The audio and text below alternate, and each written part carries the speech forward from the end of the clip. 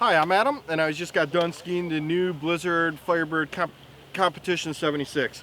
Great ski for that advanced to expert level skier who wants something really narrow, really quick edge to edge.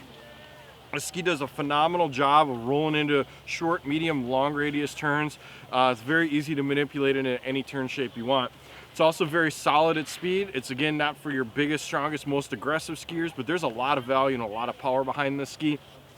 It's smooth, it's damp. It also has a nice little snap out of the tail, so when you're really banging those short turns, it helps propel you and snap you into your next ones. Excellent option for that advanced to expert level skier.